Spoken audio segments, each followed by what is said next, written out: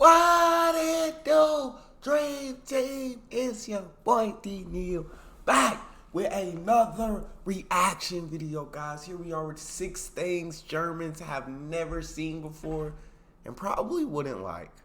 Before we dive into this, y'all know I need y'all to dive into that subscribe button, ring the notification bell, get a video a thumbs up so it gets suggested. Social media, Patreon, all up top. You want to subscribe to any of it? Put all the links in the description. All you gotta do is hit the link, follow me, talk to me. I'm human. I talk back. If you guys got a favorite video suggestion, you can subscribe to Patreon or drop it in the comment section. What we got? And I took my book, my math book, and I just went poof right across his head. Things that are normal in the USA. Hi everyone, what's up? My name is Haley. Welcome to my YouTube channel. If you did not know, now you do. Hey you guys, what's up? So in today's video, y'all, we're doing a fun video. Y'all like these types of videos, and so I just decided to continue them, and they are, this one is things that are normal in the United States but not in Germany. There are going to be some controversial points in this video, you guys, and probably some stories that will blow your mind, so buckle up and get ready for this crazy journey of points. But yeah, with all that being said, don't forget to subscribe, don't forget to give this video a thumbs up, and don't forget to follow me on Instagram, because all of those things are free and they really help out my video. And so the first point, you guys, is probably going to be for an 18+ audience. And YouTube, you better not demonetize me. You better not make this video limited to ads, only because I'm talking about strip clubs. But in the United States, you bet. YouTube, you heard what she said, and you better not do that to me either, because I'm just reacting to what she said. YouTube, y'all heard her. Haley, talk to him. Feel free. Make this video limited to ads, only because I'm talking about strip clubs. But in the United States, it is normal for strip clubs to be for things other than stripping. And you guys are probably thinking, what the heck are you talking about, Haley? But a lot of strip clubs in the United States offer casinos, they offer bars, they offer clubs, they offer dance floors for everyone else. They offer, did I already say casinos? They offer full kitchen restaurants, they offer hookah lounges, they offer all of these things on top of being a strip club. I think the main focus is that it is a strip club, but there are other amenities that are offered as well. I don't know the... See, me, myself, I ain't never been in no strip club. I ain't never been in no strip club because I didn't know they had all these other amenities as well. Know what I'm saying? Because now I sound like I need to go to one. Because it's not just stripping, it's all of this. I have no judgment on this particular topic because I've never personally experienced a strip club.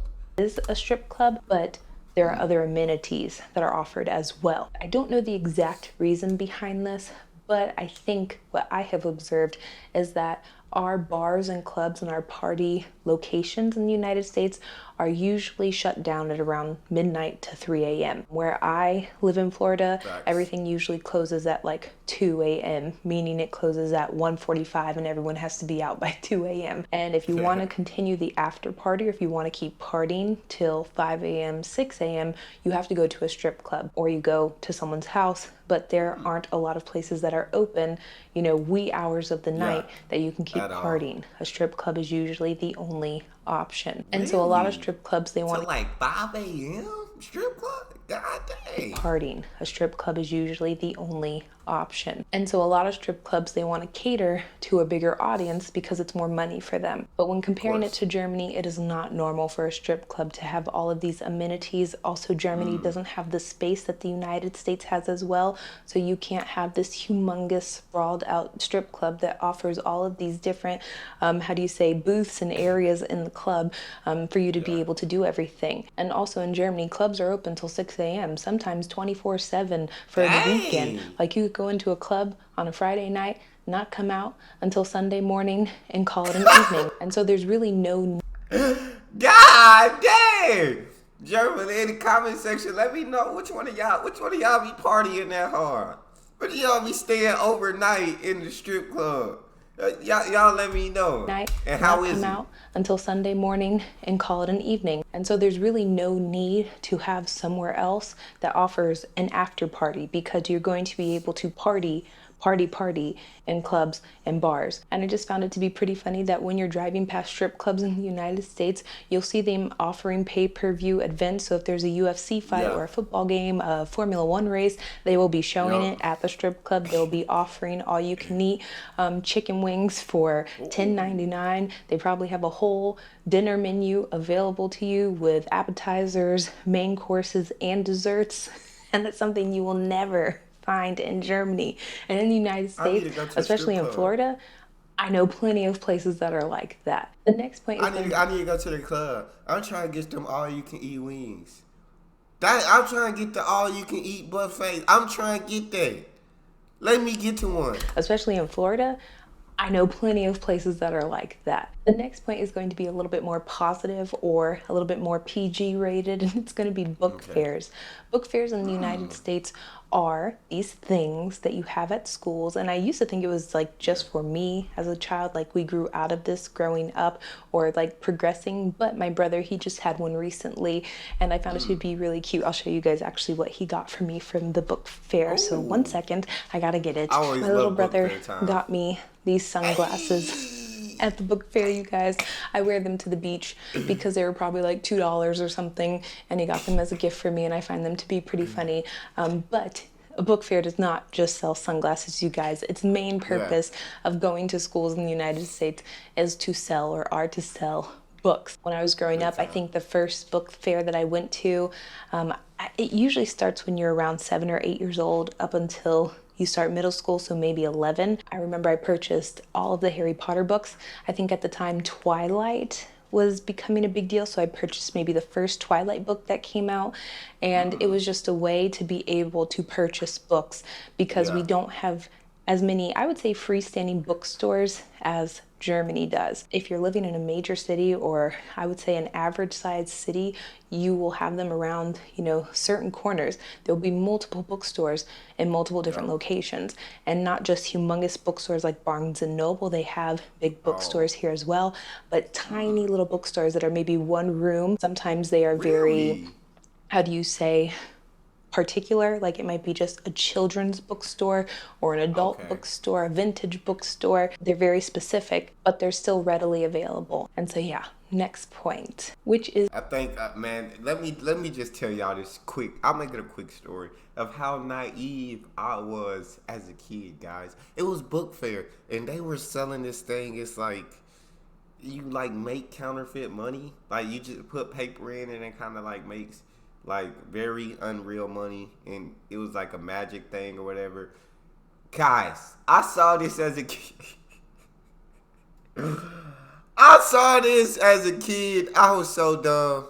I was always book smart. I always lacked common sense. Those are two things. God, I really thought I was like, I'm just about to buy this, cut the paper up into the size of bills, and I'm about to just be rolling out money. Just be rolling out my money. I'm about to be rich. Oh my gosh, I was so dumb. But obviously, big waste of money. Never worked for me. I felt so stupid. And now when I think about it, I'm like, if I could just go back and just talk to my kid self, I would be like, common sense, bro. It's cool to be book smart. It's cool to know your stuff. But common sense is where it's at, bro. All right, talk to me. Very specific, but they're still readily available. And so, next point, which is paper plates. And I will beat this like a dead horse. And the reason I'm bringing it up is because last night I watched a video of someone doing a house tour of their $4+ million home, because a lot of Americans and people in my comment section will tell me that the only people that do this are poor people. And I literally watched someone giving a tour of their basically a mansion, talking about they will only use paper plates, plastic cups, and plastic utensils because they don't want to use the dishwasher. And I was like, if that is not the United States, a lot of people say poverty wrapped in a Gucci belt or something. That's funny, but living in a... I don't take it as far as plastic cups and stuff, because most stuff I drink comes in a bottle, like bottle of water, bottle of Coke, bottle of juice, and so I don't really need the plastic cups. But plastic utensils, forks, spoons, I have real plates. I have actual utensils. I have all of that stuff. But I don't like washing dishes, bro. I hate washing dishes with a passion. So I'm always stocked up on paper plates and my plastic utensils. So when I'm finished, I just throw it away and I'm good. But yes, I just can't stand it. You wrapped in a Gucci belt or something. That's funny, but living in a $4+ million home and using paper plates and plastic utensils and plastic cups is also a wonderful representation of the United States, Yeah, I would because do that. you're I too would do lazy. that. I feel like every couple of videos I have to bring this point up in the hopes that Americans will watch these videos and see this and see me complaining about this and stop doing it. I know people No, that we use won't. paper plates We for won't. everything, like 4 or 5 Yep. paper plates a day. And they Yeah. just throw them away. They use plastic utensils multiple times a day. They use plastic cups multiple times a day. Not Then they plastic throw them cups. away. I was doing the math to see if it made Talk to any me. sense to use paper plates and plastic utensils. And I'll put it on the screen so you guys can see. It says the U.S. average cost per kWh is around 13 cents. So if you run your per kilowatt, my bad. And so if you run your dishwasher for 1 hour, 5 days a week, it will only cost you around $117 for the week on your electricity bill. Average cost in the U.S. How much does it cost to run a dishwasher? Dishwashers cost 0.189 per cycle, $338 per month, and $40.54 per year to run. On average, this includes electricity and water costs and assumes 215 cycles per year. It's not because my dishwasher doesn't work at the moment. I can call and get maintenance to fix it, but it's never been the cost. I've never fretted over the cost of using dishwashers. It's just easier. I don't have to rinse the plate off. I don't have to do any of that. I literally just eat, throw away, and that's it. That's literally it. But some people definitely do it because of cost. I just don't. But I fall in her category of 4 to 5 paper plates a day, multiple plastic utensils a day. Use paper plates and plastic utensils. I'm in there, and I'll Haley. put it on the screen so you guys can see. I use Mike and I's lifestyle because we don't go to work. So I feel like if you're going to work from morning to night, you're really not going to have as many dirty dishes as Mike and I. And so I use this equation with us running the dishwasher 2 to 3 times a $43 week, for and then paper comparing plates. it to the money that you would Shit. spend on paper. Nah, you don't pick the best paper plates in the world. Let me show y'all. Let me show y'all the paper plates you need to be getting. You need to. Great value, guys. Great value. That's what you. That's if you gonna use paper plates. I'm gonna be cheap with it. That 500 count, $44. That this 150 count, I think it was like $10. So that actually might be close to being right. I was wrong. That's my bad. She's right. These estimates are about right. But yeah. It would be cheaper to use a dishwasher, but like she said earlier, I'm lazy. I'm sorry. Have as many dirty dishes as Mike and I. And so I use this equation with us running the dishwasher 2 to 3 times a week, and then comparing it to the money that you would spend on paper plates, plastic cups, and plastic utensils. You are spending less money running the dishwasher than you are purchasing all of these plastic and paper one-use items, which are also... It ain't about the money. It's about the laziness. Plastic and paper one-use items, which are also really bad for the environment. And I guess that's one of the main differences between the United States and Germany, is that people in the United States, the convenience of being lazy is worth, being wasteful. And in Germany, the convenience of being lazy is not being wasteful. I don't know if that makes sense. I'm trying my best to explain it to you guys, but in my head it does. The next point is going to be the baby shower, gender reveals, all of these things pertaining to throwing a party for a baby. These do happen in Germany, but they're not to the extent that they are in the United States. Usually it's one thing done in Germany, like a celebration of pregnancy, maybe a gender reveal that's also celebrating, the parents having a baby. That's something where everything is combined, and you have maybe a baby party is what they call it. But where you have like a pregnancy reveal, a gender reveal. I'm trying to think of what else people have, a giving birth reveal party. There are so Baby many parties shower. that I have been to in the United States where it's people like having a baby, and every 3 months you gotta show up and bring a gift, sit down, eat some cake, play a game, do all that stuff. For me, it's exhausting. Oh, and another Yeah, little sub yeah. point for this is or are push presents. Push presents are relatively common in the United States, What's but they're that? not that common in Germany. And it's usually when partner What's a one, push partner present? two, they have a baby, and then the person that had the baby gets a present from partner two. It can be something small like a piece of jewelry. It can be something big like I've seen women get cars. I know friends that have gotten cars as push presents, or really expensive purses as push presents. Germans aren't the type of people or the type of society to really, I ain't never heard. It must not have reached Texas. It must not have reached the state of what a part I'm in Texas. So you get a gift for like pushing a baby out, and that's why it's called a push. That's wild. You are Because I'm giving you gifts. I'm giving you gifts just because I want. I'm giving you gifts for your birthday. I'm giving you gifts for Valentine's Day. I'm giving you gifts for Christmas. I'm giving you gifts for Mother's Day. I'm just giving you gifts constantly. It's constant gift giving. You feel me?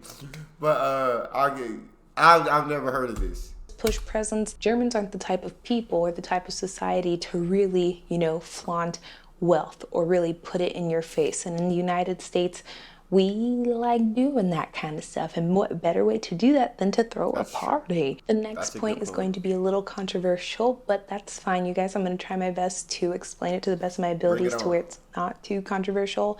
So, Bring it on. in the United States, it is normal to have scooters, electronic scooters for disabled or obese people or people that need Yes. them. Now, I think there is a very clear distinction between disabled needing a scooter and obese and needing a scooter. And there's Big also a time. differentiation between being obese from personal choice and being obese because of other influences or factors. Now, for me personally, there are two, opinions that I have regarding this. The first one is that I find it to be inclusive.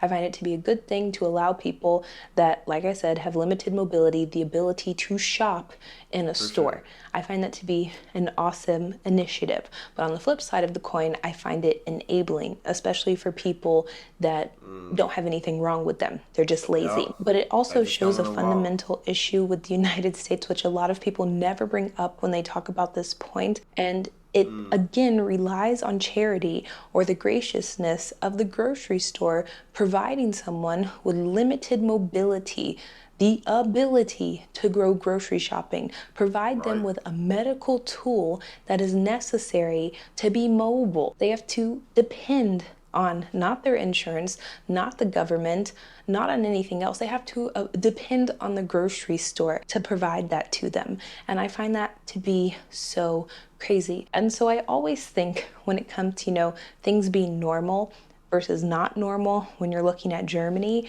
there are a lot of things that are funny. There are a lot of things that, even at this point, you say, oh my gosh, look at the United States, all the obese people getting scooters.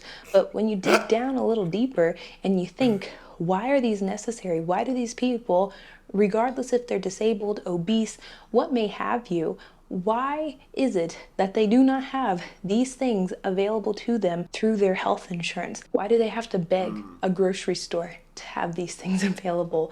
And so, I yeah, it's thought not. I was gonna say I thought grocery stores like had to have those. Every grocery store I've been. Well, I really don't go to much grocery stores, but most grocery stores I've been to have those. Like I thought it was like a necessity, like under like some kind of law for handicapped people. So I thought they had to have them. I guess I could be wrong, but yeah. I feel like yeah, if you just don't want to walk and you just that's no reason to be on that scooter. If you just don't want to walk, but if you're capable of walking, then walk. It's as simple as if you're capable of walking, then walk.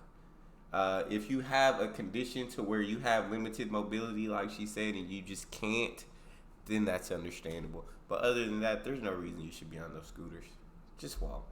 Why do they have to beg a grocery store to have these things available? And so, yeah, it's not normal for you to see these things in Germany, because a lot of times people that are disabled, obese, and have limited mobility, they have things from their health insurance that is provided or are provided to them in order to be mobile. So the last and final point, you guys, is going to be another school story. That. Y'all were just shocked about my school story. In my last video when I talked about the Pledge of Allegiance, y'all are probably going to be shocked about this one too. In the United States, it is normal, or allowed, I should say, maybe not normal, but it is allowed in the United States. I want to say in 19 states, I would say 10 to 20 states, to use corporal punishment on children as a form of punishment, which is basically spanking on children. Where corporal punishment is used in 15, still to that? This was in 16. I don't know.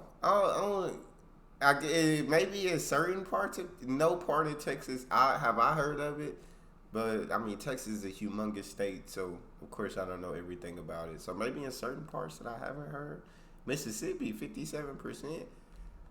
I've never seen them use like as a form physical of punishment, which is basically spanking a child at school when they get in trouble. I don't remember. I think it was my first year of high school, second year of high school. I remember I was at a certain school, so it had to be when I was 14 to 16. I was consistently picked on and bullied by this kid in my class. He would says, and before y'all comment that my reaction was not okay, I know that it was not a proper reaction, but my teachers did nothing about me being picked on or bullied. So I felt that there was really no other option for me as a student to find help or handle the situation.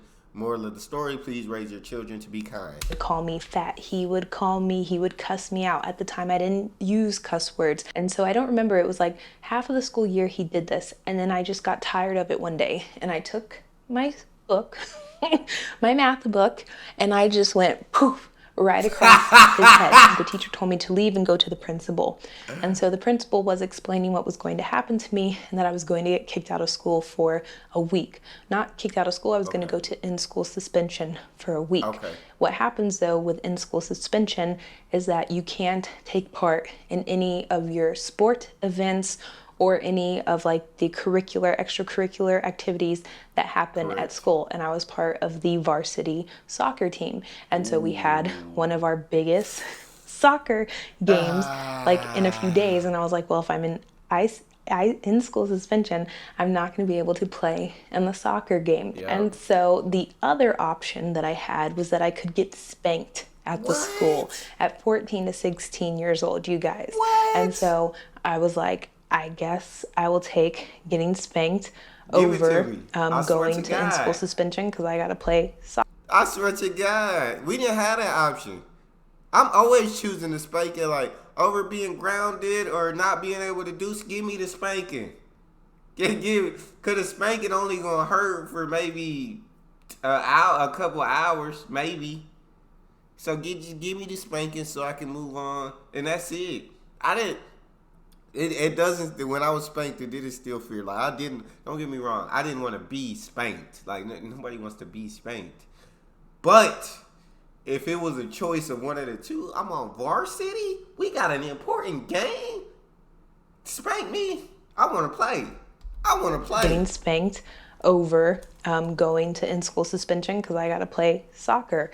And so my mom had to come, asked her about this as well. I might include the screenshot of me texting her, asking her, because I wanted to make sure that I was telling the story correctly because she was there. And she had to basically take this big wooden paddle with holes drilled in it and spank me. I don't know if she did or the principal did. Both of it, is a red flag thinking about that now. I don't remember how many times, but that's what happened.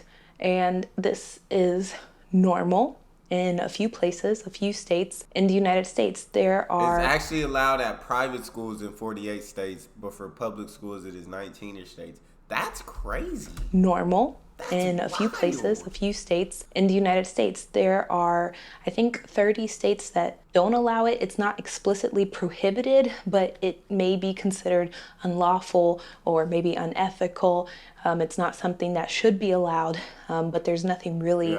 how do you say, explicitly prohibiting this from happening. Okay. Florida happens to I be see one of what the you're places saying. that's where I'm from. A lot of these southern states, the Bible Belt, I like to call it, a lot of the places or states in the Bible Belt allow corporal punishment. And so, yeah, it's not normal in Germany at all for this to happen. I think that even in-school suspension is a little different and not as harsh in Germany as it is in the United States. That was it. I'm not going to go into too much detail about that point. I feel like it's pretty self-explanatory for you guys. And yeah, with all that being said, thank you so much for watching. If you learned something different about this, about the United States, about Germany, you can let me know down in the comment section. Other than that, thank you so much for watching, you guys. I'm going, I'm hungry, I'm hot, and love y'all. Bye. Deuces. Yeah, I feel like her reaction was correct, bro. Like, she was getting bullied for half of the year. She talked to the teachers. The school wasn't doing nothing to the boy, and he kept bullying her. So when you push someone to the edge, you're going to find out that their reaction might be to smack you in the face with a book. And now I'm sure that taught that boy a lesson like, hey, I probably shouldn't bully people. I probably shouldn't push people like this. But I've never had the option of IS in school suspension or spank. It was just like if I ever got it, I only went to in school suspension one time because I never really got in trouble. But it was just like in school suspension. There was no option. So yeah, I didn't even know it was allowed. That's crazy. If that happened, parents would be throwing a riot. These days, oh my lord, parents would throw a riot out in front of the school. Like, but that's all we got for this one. If you guys got a favorite video suggestion, you can subscribe to Patreon or drop it in the comment section. Subscribe to the channel, ring notification bell, get a video a thumbs up so it gets suggested. Social media, Patreon, all up top. You don't subscribe to any of it, put all the links in the description. All you gotta do is hit the link, follow me, talk to me. Love talking to you guys. You guys are the most incredible team on YouTube. It's your boy Neal. Out.